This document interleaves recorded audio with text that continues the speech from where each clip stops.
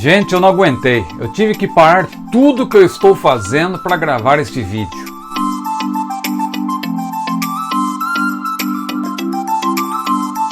Olá pessoal, tudo bem? A paz do Senhor. Eu sou o pastor Ciro Sanches Ibordi e eu tenho que dar uma resposta. Não estava previsto aqui fazer este vídeo, mas eu preciso dar uma resposta a algo que me perguntaram nessa semana e hoje especialmente me encaminharam um vídeo e eu preciso dar uma resposta.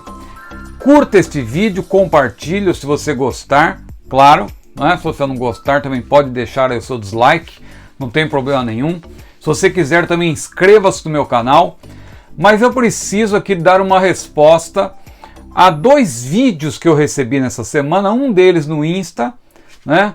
De um jovem aí, que eu não sei quem é, não conheço sinceramente, que falou assim com muita clareza: o arrebatamento secreto beira a heresia, né? E aí algumas pessoas compartilharam, e eu fiz até uma resposta rápida lá no Insta, mas resolvi fazer este vídeo. Mas resolvi não por causa deste primeiro vídeo, mas porque um outro pregador, esse, um pouco mais famoso aí, conhecido, gosta de fazer alguns atos aí para chamar a atenção, se veste muitas vezes, algumas vezes com fantasia aí de alguns personagens da televisão, né, para fazer gracejos, e ele tem uma linguagem aí que atrai os jovens, mas ele fez algumas afirmações que eu preciso apresentar uma resposta, né? Ele começa fazendo uma distinção, suposta distinção, entre o arrebatamento e o arrebatamento secreto. O que me leva a responder a esse vídeo é a maneira desrespeitosa e desonesta de abordar o assunto. Se você não crê no arrebatamento secreto, é um direito que lhe assiste. Agora, use argumentos que de fato sejam coerentes. Então esse pastor aí que eu estava mencionando, ele começa dizendo o seguinte: olha, há uma diferença entre arrebatamento e arrebatamento secreto. Aí ele lê 1 Tessalonicenses 4,16, aquele texto que diz que o mesmo Senhor descerá do céu com alarido, com voz de arcanjo, com trombeta de Deus, os mortos em Cristo estarão primeiro, depois nós, os que ficarmos vivos, seremos arrebatados. E iremos ao encontro dos Senhor nos ares. Então ele diz que arrebatamento existe, mas não existe arrebatamento secreto. Até aí é uma maneira dele crer, eu não vou contestar, não é? Mas ele continua. Ele diz que a igreja já está passando pela grande tribulação. Aí, meu amigo, eu acho que você precisa estudar melhor o assunto, porque você está confundindo a grande tribulação com tribulações que a igreja tem enfrentado ao longo dos séculos.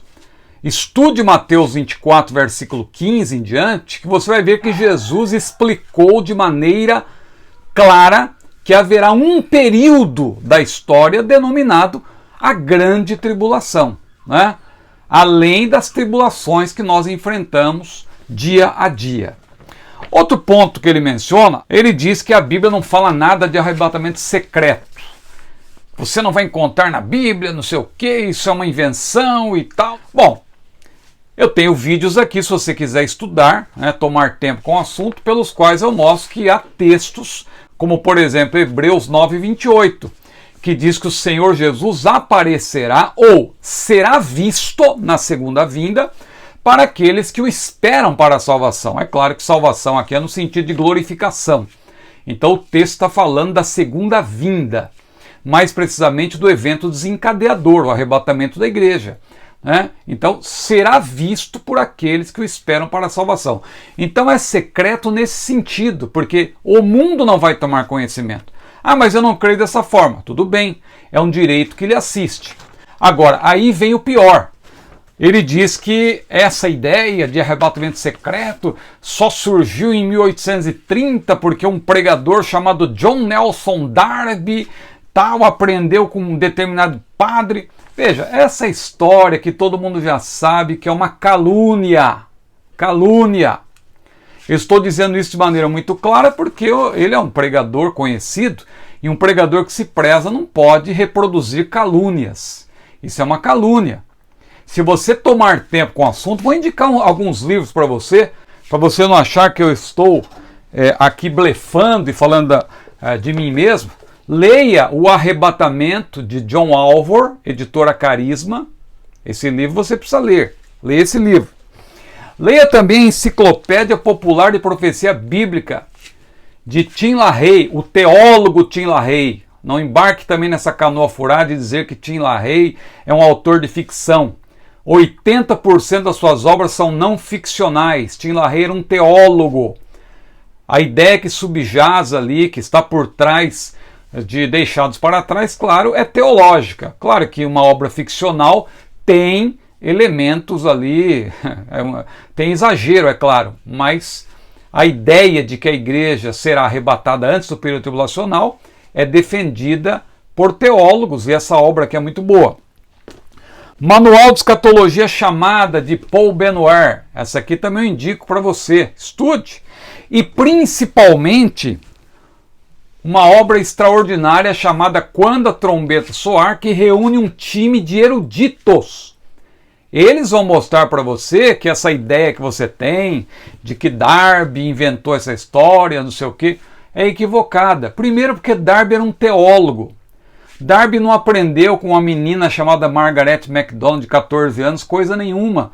Porque essa menina, para começo de conversa, ela tinha umas ideias meio atrapalhadas e eram ideias pós-tribulacionistas. Darby não aprendeu com esse padre Lacunza, coisa nenhuma, entendeu? Porque Darby era um teólogo. E outra coisa, para que o irmão saiba, não foi Darby que inventou essa ideia do arrebatamento, como nós cremos. Porque antes dele, no século XVIII, já houve um homem chamado Morgan Edwards, que tinha falado as mesmas coisas. Darby, ele só sistematizou de maneira mais detalhada. Outra coisa, você dizer que isso aí é uma invenção, em 18 séculos ninguém tinha falado, é um grande erro de sua parte, do ponto de vista histórico, porque toda a escatologia é tardia, principalmente no que tange ao tribulacionismo. Estude os pais da igreja, estude a patrística, para você saber se eles defendiam pré, ou pós, ou meso-tribulacionismo. Né? Não houve sistematização desses pormenores nos primeiros séculos. O que havia nos primeiros séculos era o chamado intratribulacionismo iminente, que era um sistema híbrido. Alguns pais acreditavam que a igreja estava em meio à tribulação, mas não eram todos.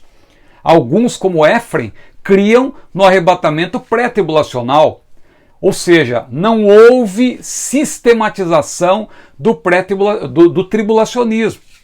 O próprio Gerald Bray, na obra História da Interpretação Bíblica, nesta obra aqui, História da Interpretação Bíblica, Gerald Bray, olha aqui, editora Vida Nova. Ele mesmo reconhece que Calvino e Lutero não tomaram tempo com o Apocalipse. Eles não se preocuparam em sistematizar nada no que tange a escatologia. Eles apenas reproduziram aquilo que era uma ideia lá de Agostinho, nos primeiros séculos. Ou seja, a sistematização escatológica ela começou a ocorrer a partir do século XVII. Então toda a sistematização da escatologia é tardia. Então pare de repetir essa ideia errônea, absurda, de que em 18 séculos ninguém falou de não sei o que, foi Darby que inventou. Meu amigo, não embarque nessa canoa furada, atualize-se. Leia estas obras que eu apresentei aqui para você. Então ele diz que o arrebatamento secreto só foi defendido por John Nelson Darby. Conversa. Assista aos vídeos aqui no meu canal da playlist Dispensacionalismo. Isso aqui é um vídeo rápido, não quero aqui me alongar, mas aqui eu tenho, modéstia à parte, material aí de sobra para você pesquisar. E depois ele diz que a igreja ela tem que participar da tribulação mesmo, porque o crente que participa, todos os crentes no mundo todo sempre sofreram. Então, veja, ele está confundindo as tribulações com a grande tribulação.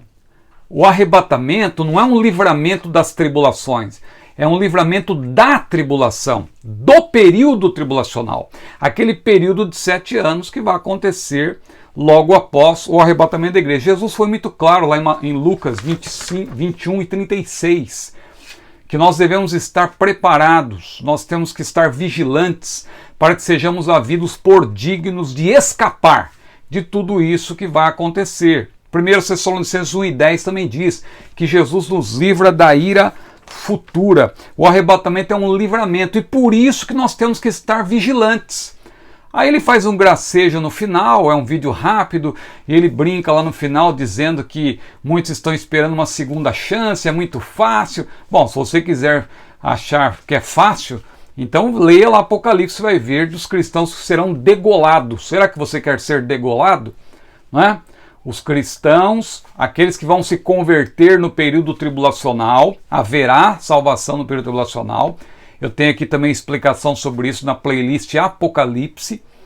Eles vão ser mortos. E Apocalipse capítulo 20 mostra que aqueles que foram degolados vão ressuscitar. Modéstia à parte, eu estudo esse assunto há mais de 30 anos e com base erudita. E estou aprendendo ainda.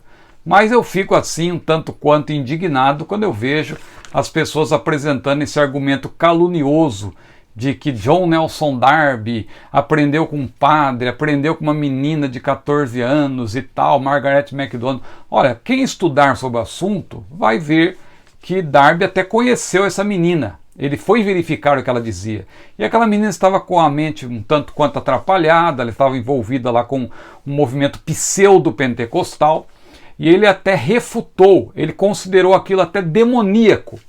Então, para a pessoa defender um argumento, ela precisa conhecer e não apenas reproduzir o que os caluniadores de plantão dizem por aí. Os caluniadores e os zombeteiros, né, de plantão. Porque quando você não tem argumentos, de fato, o melhor a se fazer realmente é zombar, né? É dizer, kkk, você crê no arrebatamento secreto. Eu creio e eu defendo, eu esposo e tenho, modéstia à parte, argumentos bíblicos. Respeito quem pensa diferente, mas eu penso que a pessoa, para contestar, precisa apresentar argumentos coerentes. Tá certo? Se você chegou até aqui é porque você certamente está gostando deste vídeo.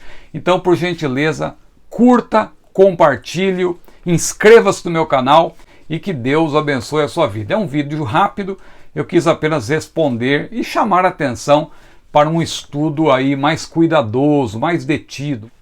Que Deus abençoe a todos. A paz do Senhor.